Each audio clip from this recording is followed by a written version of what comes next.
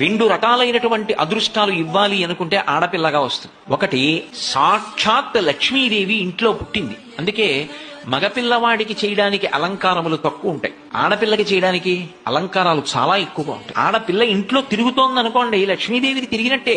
ఒకటి, ఆ పిల్ల పుట్టిన వేళ, ఆ పిల్ల తిరిగిన వేళ సాక్షాత్ లక్ష్మీదేవి ఇంటికి వచ్చిందని గుర్తు. రెండు, ఆడపిల్ల పుట్టింది అంటే ఆ పిల్లని ఎక్కడికి చేరుస్తున్నారు? ఎవరో ఓ పేరున్నవాడికి కాదు ఇస్తున్నది, సాక్షాత్ నారాయణ స్వరూపాయ వరాయ.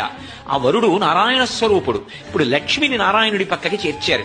ఆ చేర్చిన కారణం చేత ఏమైంది? 10 తరాలు తర్వాత వచ్చేవి, 10 తరాలు నా ముందున్నవి, నేను ఒక తరం, 21 తరాలు ఉద్ధరింపబడ్డారు, ఉన్నత లోకాలకి వెళ్లారు. ఏది మగపిల్లవాడి విషయంలో చూపించండి అలా ప్రమాణం. అలా చేయగలడా?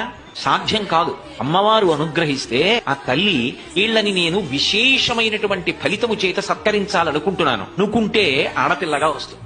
రెండు రకాలైనటువంటి అదృష్టాలు ఇవ్వాలి అనుకుంటే ఆడపిల్లగా వస్తుంది. ఒకటి, సాక్షాత్ లక్ష్మీదేవి ఇంట్లో పుట్టింది. అందుకే మగపిల్లవాడికి చేయడానికి అలంకారములు తక్కువ ఉంటాయి, ఆడపిల్లకి చేయడానికి అలంకారాలు చాలా ఎక్కువగా ఉంటాయి. ఆడపిల్ల ఇంట్లో తిరుగుతోంది అనుకోండి, లక్ష్మీదేవికి తిరిగినట్టే. ఒకటి, ఆ పిల్ల పుట్టిన వేళ, ఆ పిల్ల తిరిగిన వేళ సాక్షాత్ లక్ష్మీదేవి ఇంటికి వచ్చిందని గుర్తు. రెండు, ఆడపిల్ల పుట్టింది అంటే ఆ పిల్లని ఎక్కడికి చేరుస్తున్నారు? ఎవరో ఓ పేరున్నవాడికి కాదు ఇస్తున్నది, సాక్షాత్ నారాయణ స్వరూపాయ వరాయ.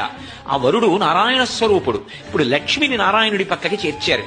ఆ చేర్చిన కారణం చేత ఏమైంది? 10 తరాలు తర్వాత వచ్చేవి, 10 తరాలు నా ముందున్నవి, నేను ఒక తరం, 21 తరాలు ఉద్ధరింపబడ్డారు, ఉన్నత లోకాలకి వెళ్లారు. ఏది మగపిల్లవాడి విషయంలో చూపించండి అలా ప్రమాణం. అలా చేయగలడా?